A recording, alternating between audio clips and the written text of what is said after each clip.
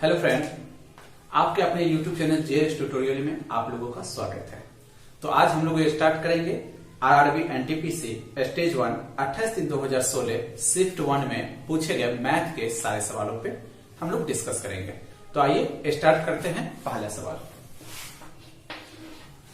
सवाल है, बोला है किसी सप्ताह में एक दुकानदार द्वारा साइकिल की बिक्री निम्न चार्ट द्वारा दर्शाई गई है। गुरुवार, थर्सडे से रविवार, संडे तक कुल कितने साइकिलें बेची गई है। सर हम लोगों से पूछा है कि थर्सडे से संडे तक टोटल कितना साइकिल बिका है। तो आइए देखते हैं। थर्सडे से संडे तक जाना है। थर्सडे, फ्राइडे, सैटरडे और संडे। थर्सडे से संडे तक टोटल कितना साइकिल बिका है। तो आप ग्राफ के लेफ्ट साइड देखिए, बिक्री को दर्शाया गया है और ग्राफ के नीचे दिन को दर्शाया गया है। तो थर्सडे यानी बृहस्पतिवार को टोटल 12 साइकिलें बिकी, तो 12 हो जाएगा प्लस। फ्राइडे यानी शुक्रवार को टोटल 10 साइकिलें बिकी है, तो यहां हो जाएगा 10 प्लस। सैटरडे शनिवार को देखिए 8 और 6 के बीच में ग्राफ है, यानी 7 साइकिलें बिकी प्लस 7 प्लस। संडे को देखिए रविवार को 12 और 10 के बीच में ग्राफ है, टोटल 11 साइकिलें बिकी। आप इस सारे डाटाओं को जोड़िएगा तो आंसर आ जाएगा 40। यानी थर्सडे से संडे तक टोटल 40 साइकिलें बिकी है। तो आइए हम लोग दूसरे नंबर सवाल पे डिस्कस करते हैं। तो दूसरा सवाल सुनिएगा, बोला है 16 के वर्गमूल तथा 4 के वर्ग का गुणनफल ज्ञात करिए। क्या पूछा है सर हम लोगों से? 16 के वर्गमूल तथा 4 के वर्ग का गुणनफल ज्ञात पूछा है। तो देखिए दूसरा नंबर सवाल, 16 का वर्गमूल, तो 16 का वर्गमूल होता है 4 और 4 का वर्ग होता है 16। बोला दोनों का गुणनफल ज्ञात कीजिए, तो दोनों का गुणनफल हो जाएगा 64 आंसर। चलिए अगला सवाल देखते हैं, तीसरा नंबर का। तो तीसरा नंबर सवाल देखिएगा, बोला है 1√1 माइनस साइन स्क्वायर थीटा भागा 1 माइनस कॉस स्क्वायर थीटा को हल कीजिए। तो जरा सा गौर करिएगा, तीसरा नंबर का सवाल है √1 माइनस साइन स्क्वायर थीटा भागा है 1 माइनस कॉस स्क्वायर थीटा। तो जरा सा गौर करिएगा सर, यहाँ 1 माइनस साइन स्क्वायर थीटा होता है कॉस स्क्वायर थीटा, तो इसको हम लोग लिख देते हैं कॉस स्क्वायर थीटा भागा 1 माइनस कॉस स्क्वायर थीटा का फॉर्मूला होता है साइन स्क्वायर थीटा। तो इसके जगह हम लोगों ने साइन स्क्वायर थीटा रख दिया। कॉस स्क्वायर थीटा बटे sine square theta cot square theta होता है। जरा सा गौर करिएगा, whole root cot square theta, whole square whole root कटेगा, तो आंसर हो जाएगा हम लोगों का कॉट थीटा। चौथा नंबर का है, बोला चक्रवृद्धि ब्याज के 8% वार्षिक दर से निवेश किए गए 37,500 रुपया 1.5 वर्षों में कितने हो जाएंगे, जबकि ब्याज की दर अर्धवार्षिक संयोजित होती है। तो देखिए सर, जब भी साधारण ब्याज का केस हो या चक्रवृद्धि ब्याज का केस हो, हम लोगों को ये बोले कि अर्धवार्षिक संयोजित होता है या छमाही संयोजित होता है, तो रेट को हम लोग आधा और समय को हम लोग दुगुना करेंगे। तो जरा सा गौर करिएगा, यहाँ चौथा नंबर सवाल में रेट को आधा करेंगे तो हम लोगों का रेट हो जाएगा 8% बटे 2 बराबर हो जाएगा 4%, है ना। देखिए टाइम को हम लोग दुगुना करेंगे तो 1.5 वर्ष हम लोगों को दिया हुआ था, दुगुना कर दीजिएगा तो हो जाएगा 3 वर्ष। और प्रिंसिपल यानी मूलधन हम लोगों को दिया है 37,500, पी बराबर दिया है 37,500 रुपया। बोला यह धन कितना हो जाएगा, हो जाएगा धन कितना, यानी मिश्र धन पूछा है। तो मिश्र धन बराबर होता है P इंटू CI के केस में 1 प्लस R बटा 100 टू दी पावर 10। तो P का वैल्यू हम लोग रख देंगे 37,500 प्लस 1 प्लस R का वैल्यू दिया है 4 बटा 100 पावर 3। देखिए जैसे 25 चौका 100, 25 से कम 25, 25 से 26 बटा 3, 26 बटे 25 को 3 टाइम्स गुना करना है, यानी हो जाएगा 37,500 गुना हो जाएगा 26 बटे 25 गुना 26 बटे 25 गुना हो जाएगा 26 बटे 25। जब इसको आप सब सॉल्व कर लीजिएगा तो आंसर आ जाएगा 42,182.40, 42,182 पॉइंट हो जाएगा 40। आप लोग इसको हल कर लीजिएगा, क्योंकि हम हल करेंगे तो वीडियो थोड़ा सा लंबा हो जाएगा। तो अगला सवाल सुनिएगा। बोला है कॉट ए बराबर 12/5 दिया है, तो बोला sine A plus cos A गुना कॉसेक ए कितना होगा। देखिए सर, जरा सवाल करिए। यहाँ 5वां नंबर सवाल है। कॉट ए बराबर दिया हम लोगों को 12/5 दिया है, और हम लोगों से पूछा है sign A plus cos A, sign A plus cos A into है कॉसेक ए। बोला इसका वैल्यू कितना होगा। तो जरा गौर करिएगा, कॉट ए का फॉर्मूला होता है आधार बटे लंब, यानी ये हो जाएगा आपका आधार और ये हो जाएगा आपका लंब हो जाएगा। तो जैसा गौर करिएगा, कर्ण का फॉर्मूला होता है रूट अंडर लंब स्क्वायर जोड़ आधार स्क्वायर। तो लंब हम लोगों को सर 5 मालूम है, 5 का स्क्वायर प्लस 12 का स्क्वायर, 12 का स्क्वायर 144, 5 का स्क्वायर 25, तो दोनों को जोड़िएगा 169 होता है। 169 का वर्गमूल हो जाएगा 13। तो अब देखिए, बस लंब आधार कर्ण मालूम है, इसको इसमें पुट करना है, आंसर आ जाएगा। तो साइन थीटा का फॉर्मूला होता है लंब बटा कर्ण। तो लंब हम लोगों को सर मालूम है, यहाँ देखिए 5 मालूम है, बटा कर्ण हम लोगों को मालूम है 13, प्लस कॉस ए का फॉर्मूला होता है आधार बटा कर्ण। आधार सर हम लोगों को मालूम है 12 और कर्ण हम लोगों को मालूम है 13। यहां हमने रख दिया गुना। कॉसेक ए का फॉर्मूला क्या होता है, कर्ण बटा लंब होता है। कर्ण का देखिए 13 दिया है और लंब हम लोगों को 5 दिया है। जब इसको आप सॉल्व कर लीजिएगा तो 17/13 गुना आ जाएगा 13/5, 13 कट जाएगा, तो आंसर हो जाएगा हम लोगों का 17/5 आंसर। आइए देखते हैं 6 नंबर का सवाल। बोला है एक आदमी 25% की हानि पर एक मेज को 4200 रुपया में बेचता है। उसे 25% लाभ कमाने के लिए मेज को कितने मूल्य पर बेचना होगा। तो जैसा गौर करिएगा सर, हमने यहाँ पे क्रय मूल्य को 100 माना है, क्रय मूल्य को सॉरी x माना है, क्रय मूल्य को हमने x रुपया माना है। और देखिए क्रय मूल्य अपने आप में 100% होता है हमेशा, और लाभ या हानि हमेशा क्रय मूल्य पर ही होता है। लाभ या हानि हमेशा किस पे होता है सर, क्रय मूल्य पर होता है। क्या बोला क्वेश्चन कि 25% की हानि पर 4200 में बेचा, 4200 में बेचा, लेकिन 25% हानि पर। तो देखिए इस पे हानि हुआ होगा तो क्रय मूल्य 100% है। जब 25% कम करके बेचे, हानि मतलब कम किए, यानी 100% था 25% लेस किए, तो इसका 75% पर बेचे होइएगा। इसका 75% पर बिका, लेकिन बिका कितना में, 4200 रुपया में।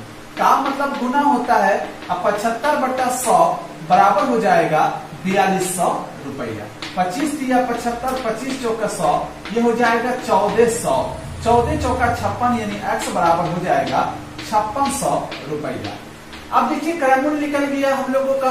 अब बोला 25% लाभ कमाने के लिए मेज कितना में बेचना होगा। तो 25% लाभ कमाना है सर आपको, यानी 25% अधिक करके बेचना पड़ेगा, और क्रय मूल्य अपने आप में 100% है। अब 25% अधिक करिएगा, यानी इसके 125% पर बेचना होगा, यानी आंसर हो जाएगा हम लोगों का 5600 का 125% पर बेचना होगा। 125%, देखिए परसेंट उड़ेगा यहां से, तो ये हो जाएगा 5600। जब इसको आप हल कर लीजिएगा वैसे आंसर आ जाएगा 7000 रुपया। तो चलिए अगला सवाल क्या है। बोला है दो स्थान ए और बी 300 किलोमीटर की दूरी पर है।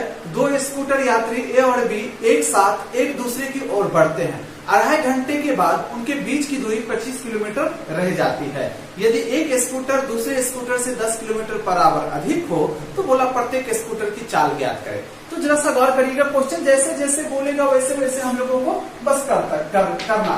बोला दो स्थान है ए और बी, तो ये हमने सर पहला स्थान माना और ये दूसरा स्थान माना। दोनों स्थानों के बीच की दूरी हम लोगों को दिया है 300 किलोमीटर, तो ये हमने दूरी भी मान लिया। बोला एक का चाल दूसरे के चाल से 10 किलोमीटर पर आवर अधिक है, यानी इसका चाल यदि x किलोमीटर पर आवर है तो इसका चाल x + 10 किलोमीटर पर आवर है। किलोमीटर पर आवर है। बोला है अढ़ाई घंटे के बाद दोनों के बीच की दूरी 25 किलोमीटर रह जाती है। यानी सर अढ़ाई घंटे तक ये जो सफर किया और अढ़ाई घंटे तक ये जो सफर किया तो भी दोनों के बीच की दूरी 25 किलोमीटर रह गया है। तो जैसा गौर करिएगा, यानी ये जो अढ़ाई घंटे में दूरी तय किया होगा और ये जो अढ़ाई घंटे में दूरी तय किया होगा वो दोनों दूरियों का योग 275 किलोमीटर दूरी होगा, क्योंकि 25 किलोमीटर अभी भी शेष है। मतलब ये दूरी प्लस ये दूरी 275 किलोमीटर के बराबर होगा। ये 275 किलोमीटर बराबर हो जाएगा अढ़ाई घंटा में ये कितना तय किया होगा दूरी, तो 4 गुना समय दूरी को दर्शाता है। x प्लस 10 गुना हो जाएगा 2.5 प्लस ये अढ़ाई घंटा में कितना दूरी तय किया होगा, तो 4 गुना समय करेंगे तो पता चल जाएगा कितना दूरी तय किया। ये हो जाएगा x गुना 2.5। तो जब इसको सर आप सॉल्व करिएगा तो आंसर आ जाएगा x बराबर 50 किलोमीटर प्रति आवर। यानी x का वैल्यू 50 होगा तो ये दूसरा का चाल कितना हो जाएगा 60 किलोमीटर प्रति आवर हो जाएगा। आंसर हो जाएगा। चलिए, एक आदमी ने 360 रुपये में 144 संतरा खरीदा। बोला 10% लाभ पर बेच दिया, तो प्रति दर्जन संतरे किस दर से बेचे गए। यानी सर हम लोगों से पूछा है कि एक दर्जन संतरा का विक्रय मूल्य कितना है। तो जैसा गौर करिएगा, यहाँ 8वां नंबर सवाल में 144 संतरा का क्रय मूल्य 360 रुपया है और सर ये 10% लाभ पर बेचा। यानी ये जो लाभ यहाँ हमेशा क्रय मूल्य पर होता है, 360 में खरीदा और 10% लाभ पर बेचा, तो 100% तो ये पहले से है और 10% अधिक करके बेचा। यानी कितना में बिका है ये जानना है हम लोगों को। 144 संतरा का विक्रय मूल्य हो जाएगा, 144 संतरा का विक्रय मूल्य 360 गुना 110%। देखिए परसेंट उड़ेगा तो ऊपर से डबल जीरो उड़ जाएगा, तो ये हो जाएगा 11 छक्के 66, 11 तिया 33, 6 39। यानी हम लोगों को पता चल गया सर कि 144 संतरे 346 रुपया में बिका है। जब 144 संतरा 346 रुपया में बिका तो एक संतरा कितना में बिका होगा। एक संतरा का विक्रय मूल्य हो जाएगा 396 बट्टा हो जाएगा 144। और हम लोगों से पूछा एक दर्जन का विक्रय मूल्य बताइए, इसीलिए 12 संतरा का विक्रय मूल्य कितना हो जाएगा 396 बट्टा 144 गुना हो जाएगा 12। जब इसको सॉल्व करिएगा तो आंसर आ जाएगा आप लोगों का 33 रुपया। यानी एक दर्जन यानी 12 संतरा 33 रुपया में बिका है सर। ठीक है, अगले सवाल सुनिएगा। बोला ए की लंबाई बी की लंबाई का 5/8 है, तो बी की लंबाई की ए की लंबाई का अनुपात क्या होगा। तो जैसा गौर करिएगा सर, यहाँ पे देखिए ए और बी दो व्यक्ति है।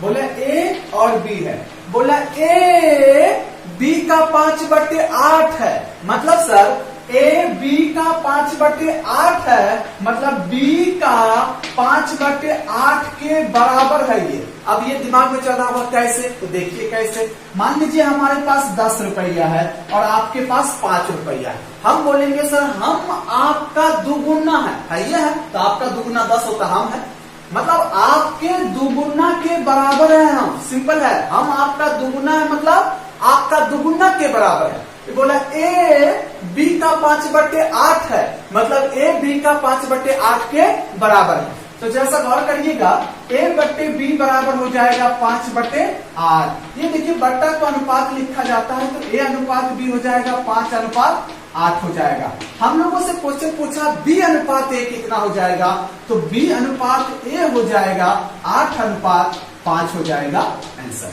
ठीक है, चलिए हम लोग अगला सवाल देखिएगा।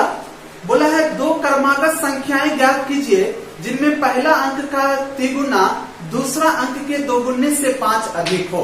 देखिए सर दो क्रमागत संख्या बोला, तो दो क्रमागत संख्या मान लेते हैं हम लोग दो क्रमागत संख्या, पहली संख्या को हम लोगों ने x माना और दूसरी संख्या को हम लोगों ने x प्लस 1 माना। ये क्रमागत हो गया है। बोला पहला का तिगुना और दूसरे के दोगुने से 5 अधिक हो, मतलब सर पहला का तिगुना और दूसरे के दोगुना, तो दूसरा तो x प्लस 1 है, तो बोला दूसरा का दोगुना से 5 अधिक हो, मतलब दूसरा के दोगुना से 5 अधिक के बराबर हो।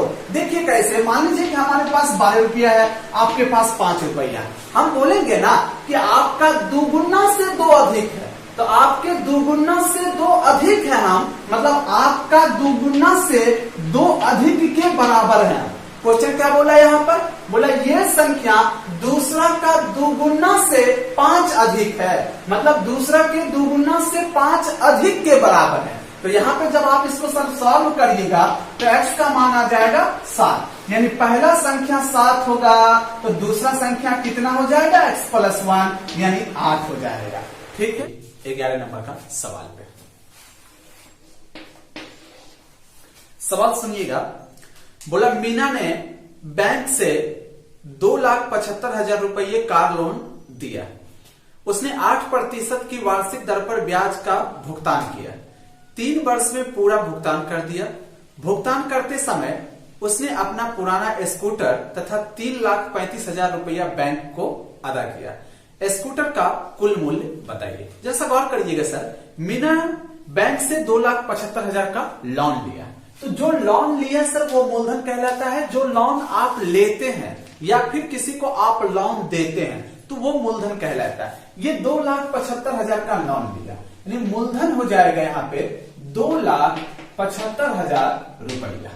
आगे देखिए, बोला है 8% की दर से, रेट दिया है सर हम लोगों को 8%। जरा सा गौर करिएगा, 3 वर्षों के लिए उधार लिया है, यानी समय हम लोगों को दिया है 3 वर्ष।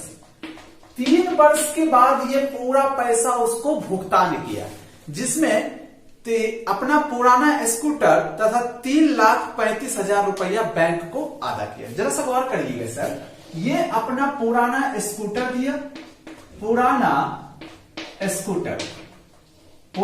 स्कूटर का मूल्य हमने माना x रुपया था जिसका मूल्य, और ये 3 लाख रुपया दिया है उसको, टोटल 3,35,000। जरा सा गौर करिएगा, यहाँ पे 35,000 रुपया उसको दिया है, तो पूरा कर उसका अदा कर दिया।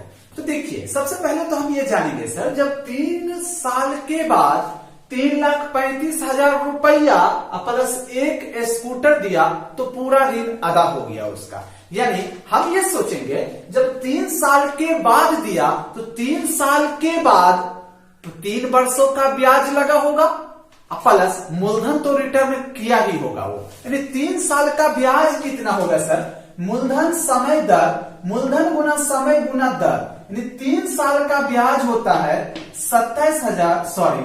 2,75,000 गुना 8 गुना 3/100।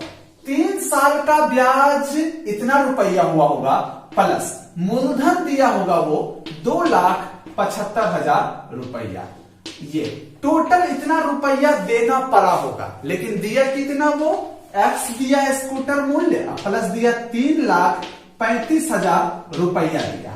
तो यहां से ये टोटल अदा किया, ये भी दर्शा रहा है कि सब 3 वर्षों के बाद उसे कितना देना पड़ा होगा, ब्याज देना पड़ा होगा, प्लस जो उससे ऋण लिया था वो देना पड़ा होगा। 3 वर्षों के बाद टोटल इतना धन देना पड़ा होगा, लेकिन दिया कितना, वो 3,35,000 प्लस अपना पुराना स्कूटर जिसका मूल्य x था, तो पूरा अदा हो गया। तो यहां से जब इसको सॉल्व करिएगा तो x बराबर आ जाएगा 6,000 रुपया। वही बोला कि सर वो स्कूटर का मूल्य कितना था, तो 6,000 रुपया हो जाएगा। ठीक है, अगला सवाल देखिएगा 12 नंबर का। बोला एक टैंक 2 नल x तथा y 5 घंटे तथा 10 घंटे में भरा जा सकता है। बोला जबकि एक अन्य नल z टैंक को 20 घंटे में खाली कर देता है।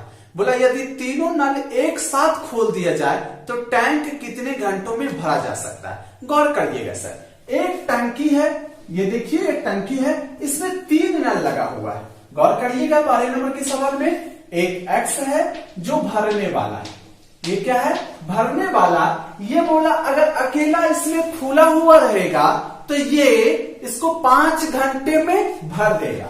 समय दिया है सर 5 आवर। एक दूसरा नल है वो भी भरने वाला है, बोला अगर y नल खुला हुआ रहे इस टंकी में तो ये बोला 10 घंटे में भर सकता है, तो ये 10 घंटे में भर सकता है सर। और एक जेड है जो कि टंकी खाली करने वाला है, ये टंकी खाली करने वाला है, बोला अगर ये खुला हुआ रहेगा तो पूरा भरा हुआ टंकी को 20 घंटे में खाली कर सकता है। तो सर इसका समय दिया हम लोगों को 20 आवर। बोला अगर तीनों नल खुला हुआ रहे, जिसमें 2 भरने वाला है एक खाली करने वाला है, अगर तीनों नल खोल दिया जाए तो ये टंकी कितने समय में भर जाएगा। तो देखिए सर यहां पर तीनों के समयों का एलसीएम लीजिएगा तो एलसीएम होता है 20।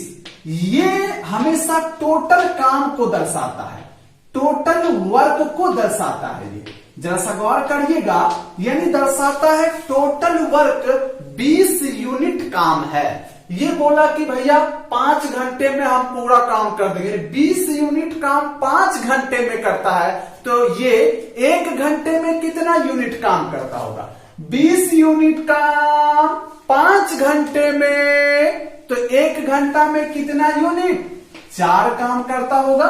और ये बोला कि भैया 20 को काम 10 घंटा में कर देंगे, तो 20 को काम 10 घंटा में करता है, यानी 1 घंटा में ये 2 को काम करता होगा, भर देता होगा, 2 यूनिट भरता होगा। और ये बोलता है हम पूरा यानी 20 काम को 20 घंटे में खत्म कर देंगे, तो 20 काम को 20 घंटे में करता है, तो 1 घंटे में ये 1 काम करता होगा। अब जरा सा गौर करिएगा, हम लोग ये जानेंगे आखिर अगर तीनों खुला हुआ रहे तो 1 घंटा में कितना काम होगा। तो जरा सा गौर करिएगा, 1 आवर में कितना काम होगा? तो ये 4 काम किया होगा प्लस ये 2 काम 2 यूनिट काम किया होगा प्लस ये 1 यूनिट काम खाली काम खराब कर दिया होगा, मतलब 1 यूनिट काम पानी निकाल दिया, तो देखिए माइनस हो जाएगा 1, यानी टोटल 1 घंटे में 4 2 6 में से 1 दिया, 5 यूनिट काम हुआ है।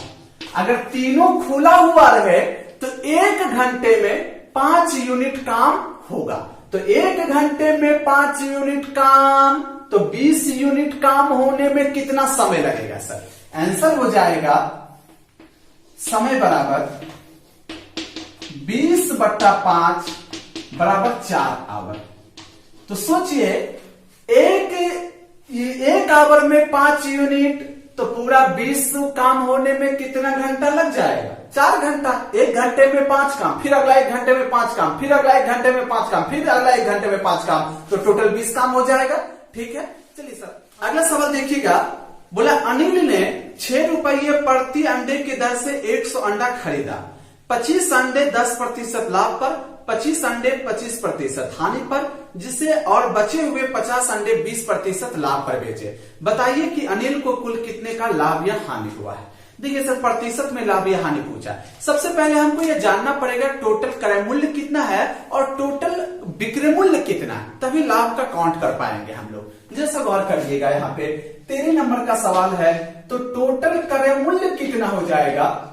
तो टोटल क्रय मूल्य 6 रुपया प्रति अंडा के दर से 100 अंडा खरीदा। एक अंडा 6 में, दूसरा अंडा 6 में, यानी प्रत्येक अंडा 6 रुपया में, तो एक अंडे का क्रय मूल्य कितना हो जाएगा? 100 गुना 6 हो जाएगा, यानी हो जाएगा 600 रुपया। आगे देखिए जानेंगे सर टोटल विक्रय मूल्य कितना होगा। टोटल विक्रय मूल्य हम लोगों को निकालना है। देखिए 25 अंडे 10% लाभ पर बेचा गया है। 25 अंडे सर लाभ या हानि हमेशा क्रय मूल्य पर होता है, तो सबसे पहले ये जानेंगे कि 25 अंडे जो 10% लाभ पर बिका, तो 25 अंडे खरीदा कितना में होगा? एक अंडा 6 रुपये में खरीदा था, तो 25 अंडा कितना में खरीदा होगा सर? सोचिए एक अंडा 6 रुपये में, तो 25 अंडा कितना में खरीदा होगा? 150 में। और ये 150 रुपये की वस्तु को वो 10% लाभ पर बेचा, और ये क्रय मूल्य अपने आप में 100% पहले से रहता है। 10% लाभ पर बेचा मतलब इसके 110% पर वो बेचा होगा प्लस। आगे देखिए बोला 25 अंडे को 25% हानि पर बेच दिया। तो सर हानि या लाभ हमेशा क्रय मूल्य पर होता है, तो 25 अंडे 10% हानि पर बेचा तो 25% हानि पर, तो 25 अंडे खरीदा कितना में होगा? क्योंकि 6 रुपया प्रति अंडा खरीदा था, तो 25 अंडा कितना में खरीदा होगा? 150 में खरीदा होगा। 150 रुपये वाले वस्तु को 25% हानि पर बेच दिया। क्रय मूल्य अपने आप में 100% होता है, 25% हानि पर बेचा मतलब इसका 75% पर वो बेच दिया। सर 100% है, 25% हानि पर बेचा मतलब 25% कम करके बेचा, इसके 75% पर बेचा। अब प्लस आगे बोला शेष अंडा को, शेष बचे हुए 50 अंडे को 20% लाभ पर बेचा। आप सोचिए शेष जो 50 अंडा बचा उसको 20% लाभ पर बेचा, तो 50 अंडे का क्रय मूल्य क्या होगा सर? 6 रुपया प्रति अंडा खरीदा था, तो 50 अंडे का क्रय मूल्य कितना हो जाएगा? 300 रुपया। ये 300 रुपये के वस्तु को 20% लाभ पर बेचा, तो सोचिए सर ये जो भी क्रय मूल्य है अपने आप में 100% है, अब 20% लाभ पर बेचा मतलब 100 तो पहले से था, अब 20% लाभ पर बेचा यानी इसका 120% पर बेचा है। यानी टोटल विक्रय मूल्य जोड़िएगा जब इसको तो आ जाएगा आपका 637.50 रुपया। ये दर्शा रहा है सर टोटल विक्रय मूल्य को और ये दर्शा रहा है टोटल क्रय मूल्य को। बोला कितना प्रतिशत का लाभ हुआ, तो लाभ विक्रय मूल्य में से क्रय मूल्य घटाइएगा तो लाभ निकलेगा 37.50 का लाभ हुआ है। बोला प्रतिशत लाभ बताइए, तो प्रतिशत लाभ निकालने का फॉर्मूला तो जानते ही होइएगा, लाभ गुना 100 बटे क्रय मूल्य। तो लाभ कितना हुआ सर हम लोगों का? 37.50 गुना 100 बटे क्रय मूल्य कितना? 600। जब इसको आप हल कर लीजिएगा तो आंसर आ जाएगा आप लोगों का 6.25% आंसर हो जाएगा। ठीक है, चलिए सर अगला सवाल है। बोला है एक कंपनी में 10 कर्मचारियों का प्रति कर्मचारी 36,200 रुपया और 15 कर्मचारियों में को प्रति कर्मचारी इतना रुपया 33,550 रुपया वेतन मिलता है। प्रत्येक कर्मचारी का औसत वेतन ज्ञात करिए। जरा सा गौर करिएगा। सबसे पहले तो सर औसत मतलब होता है पर बड़ी, लिख देते हैं। औसत का मतलब होता है औसत मीन्स होता है पर बड़ी। देखिए औसत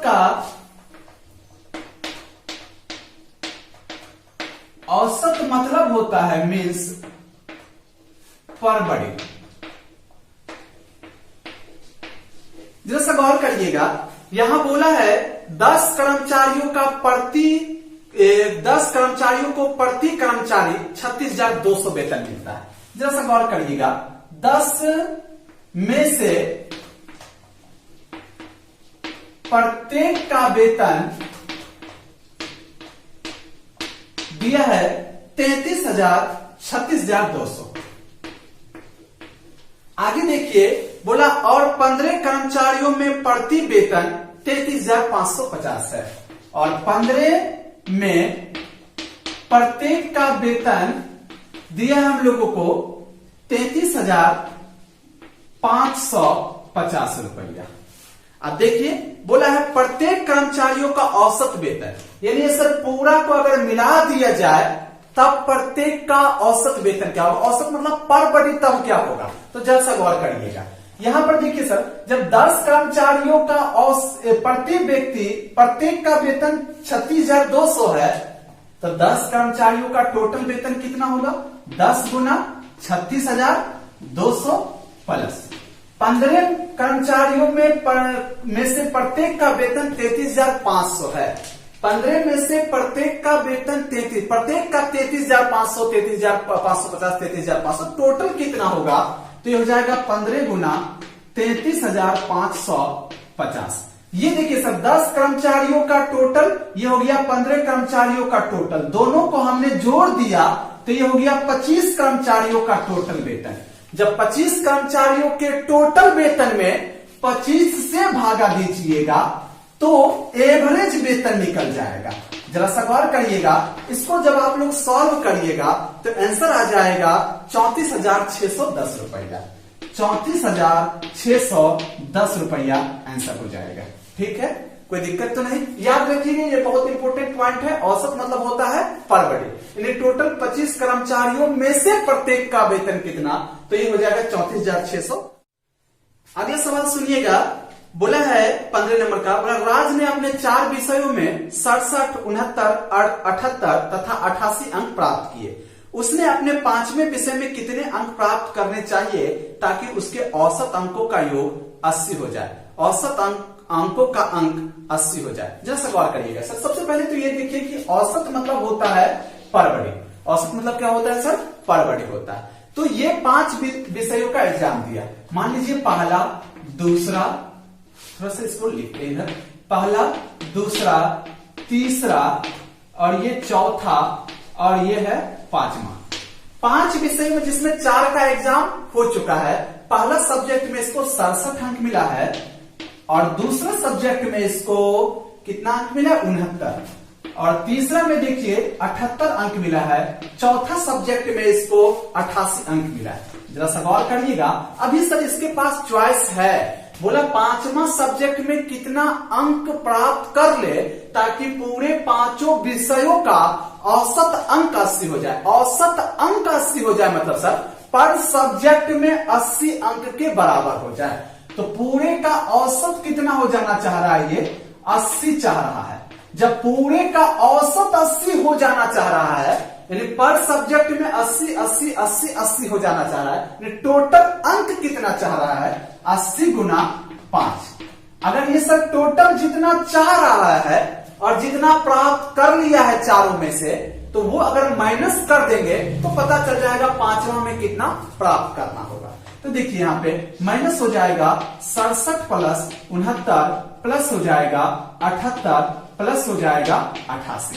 तो ये सब 5 विषयों में जितना टोटल अंक चाह रहा है, चारों में जितना प्राप्त कर लिया है, उसको माइनस कर देंगे तो पता चल जाएगा 5वां सब्जेक्ट में कितना अंक प्राप्त करना होगा। जब इसको माइनस करिएगा तो आंसर हो जाएगा सर 5वां विषय का अंक हो जाएगा आपका 98 अंक। अगर सर ये 5वां विषय में 98 अंक प्राप्त कर लेता है तो 5 विषयों का औसत अंक 80 हो जाएगा। तो चलिए 16 नंबर के सवाल हो गए। सवाल सुनिएगा, बोले एक यात्री ने बस में यात्रा करते समय यह पाया कि बस ने 35 विद्युत खंभे 1 मिनट में पार कर लिया है। बोला 2 खंभों के बीच की दूरी 50 मीटर है, तो बस की रफ्तार कितनी हुई बताइए। तो देखिए सर, यहां पर बस 1 मिनट में 35 खंभे को पार किया है। तो देखिए ये खंभा है, ये खंभा है, देखिए इसी प्रकार से 35 खंभा और 2 खंभों के बीच की दूरी 50 मीटर है। गौर करिएगा सर जरा सा, ये देखिए 2 खंभों के बीच की दूरी हम लोगों को दिया है 50 मीटर। इसी प्रकार से कितना खंभा है? 35 खंभा है। जरा सा गौर करिएगा, 35 खंभा है।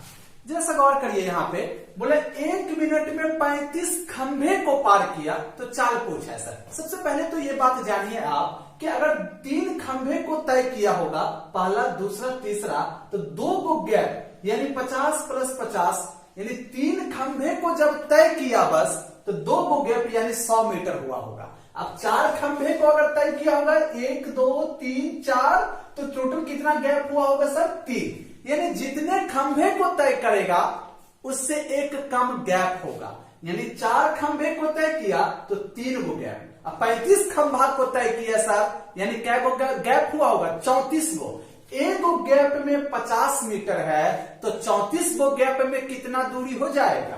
34 गुना 50 मीटर, है ना सर? इतना मीटर दूरी तय किया वो 1 मिनट में यानी 60 सेकेंड में। इतना दूरी को 60 सेकेंड में तय किया, तो दूरी बटे समय कर देंगे तो चाल निकल जाएगा। जरा सा गौर करिएगा, यहां से चाल हो जाएगा, ये 0 0 कटेगा, तो यहां से काटिएगा इसको, 2 3 6, ये हो जाएगा 17 दूना 34। तो ये हो जाएगा आपका 17 5 85/3 मीटर पर सेकेंड हो जाएगा सर। ये जब मीटर पर सेकेंड को किलोमीटर पर आवर में बदलिएगा तो 5/18 से गुना करना, सॉरी 18/5 से गुना करना पड़ेगा। तो 18/5 से गुना कर दीजिएगा तो ये किलोमीटर पर आवर हो जाएगा।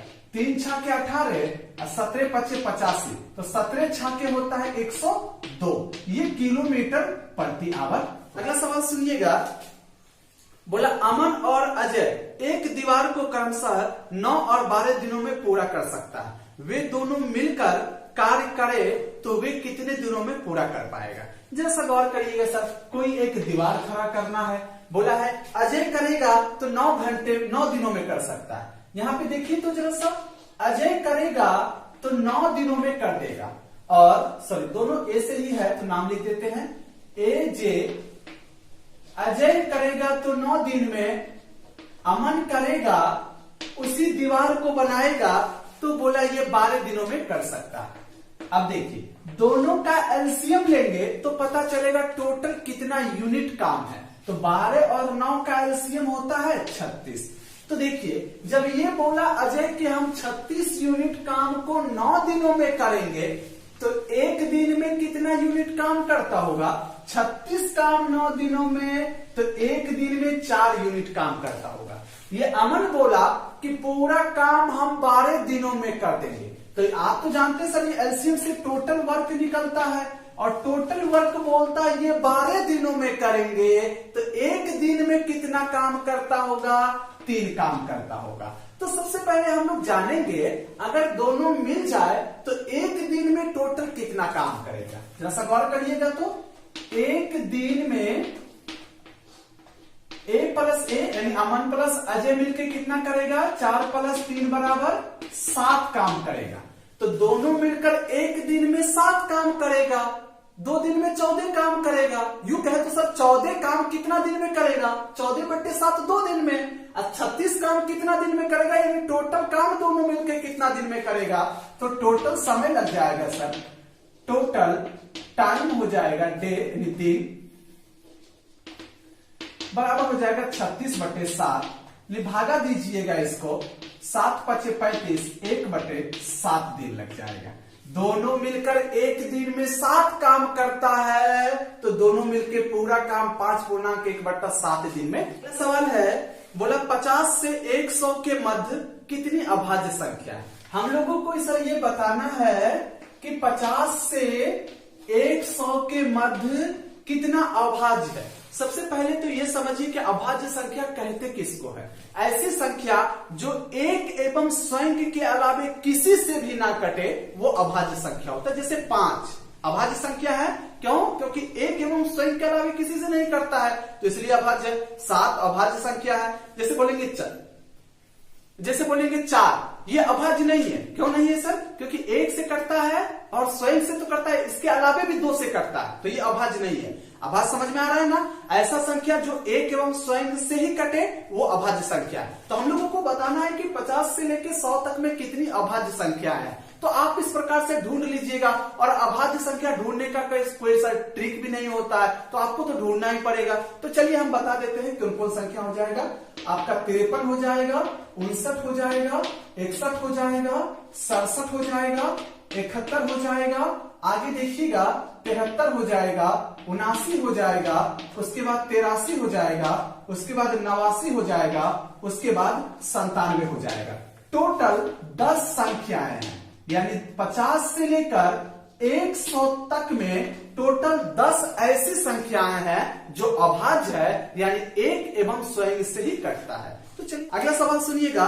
बोला 2 संख्याओं का गुणनफल दिया है 35,828, दोनों का एचसीएफ दिया है 26 दिया है। बोला दोनों का एलसीएम कितना होगा। गौर करिएगा सर, यहां हम लोगों के पास 2 संख्या है, पहला संख्या और ये हो गया दूसरा संख्या।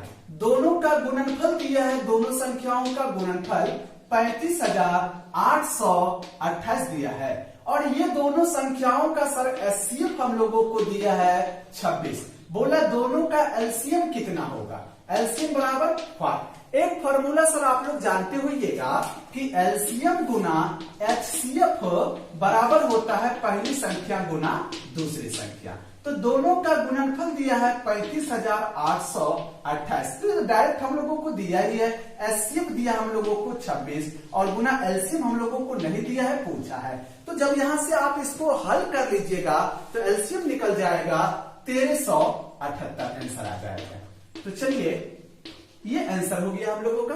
अगले सवाल पे बढ़ जाए। अगला सवाल सुनिएगा 20 नंबर का। बोला ए स्क्वायर माइनस बी स्क्वायर भागा ए प्लस बी बराबर 25 दिया है। बोला ए माइनस बी का वैल्यू कितना होगा। सर गौर करिएगा जरा 20 नंबर सवाल में सर बोला है ए स्क्वायर माइनस बी स्क्वायर भागा है ए प्लस बी और बराबर दिया है सर हम लोगों को 25 दिया है और हम लोगों से पूछा है a माइनस बी बराबर कितना होगा। तो चलिए आइए देखते हैं a माइनस बी का वैल्यू कितना होगा। सबसे पहले तो ये देखिए कि sir a square minus B square का फॉर्मूला होता है a plus B into A minus B. तो इसकी जगह हम लोग रख देते हैं a प्लस बी इंटू में हो जाएगा a माइनस बी बट्टा में देखिए a प्लस बी दिया है तो a प्लस बी रख देते हैं हम लोग, बराबर दे देते हैं 25। तो जब इसको हल कर लीजिएगा तो a माइनस बी बराबर बचेगा हम लोगों का 25 और हम लोगों से यही पूछा था कि बताइए a माइनस बी का वैल्यू कितना होगा। तो चलिए आज यहीं तक रखते हैं हम लोग। Wish you all the very best. Thank you so much for watching.